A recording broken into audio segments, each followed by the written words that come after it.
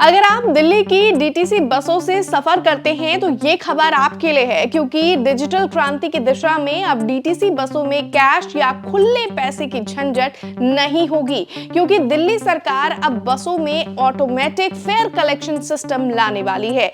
क्या है दिल्ली सरकार का पूरा प्लान, बताएंगे आपको इस वीडियो में। नमस्कार, दिल्ली तक देख रहे हैं आप, मैं हूं आपके साथ वैशाली महेश्वरी। दिल्ली एनसीआर में अधिकतर लोग सार्वजनिक वाहन के लिए दिल्ली मेट्रो पर निर्भर हैं। इसके बाद दूसरा ऑप्शन आता है दिल्ली सरकार की डीटीसी बसों का। दिल्ली में महिलाओं के लिए डीटीसी बसों का सफर मुफ्त है, लेकिन पुरुषों को किराए का भुगतान करना होता है। लेकिन कई बार बसों में खुले पैसे को लेकर लोगों में काफी खींचतान देखने को मिलती है।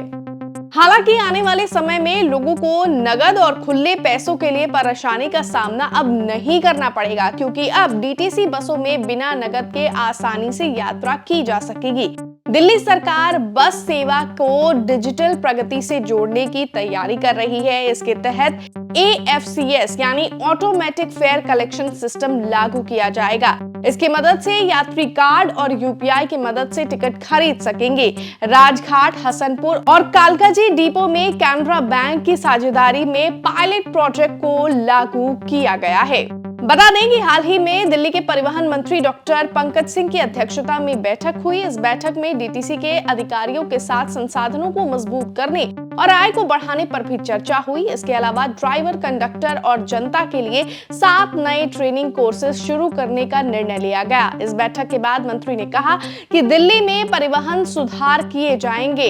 हम दिल्ली में सार्वजनिक परिवहन को बढ़ावा देने जा रहे हैं। इस बैठक में कई अहम फैसले लिए गए, जिसमें एक महत्वपूर्ण फैसला है प्रदूषण जांच के इंफ्रास्ट्रक्चर का नवीनीकरण करने का निर्णय। सरकार के इस कदम से दिल्ली की वायु गुणवत्ता को सुधारने में मदद मिलेगी। आधुनिक ढांचागत विकास किया जाएगा। इसके लिए इंजीनियरिंग प्रोजेक्ट्स इंडिया लिमिटेड को जिम्मेदारी दी गई है। इसके लिए डीटीसी को फंड खर्च नहीं करना पड़ेगा। दूसरी तरफ दिल्ली सरकार की तरफ से राजघाट डिपो में चार्जिंग स्टेशन बनाने के लिए भी 5 करोड़ रुपए की राशि आवंटित की गई है।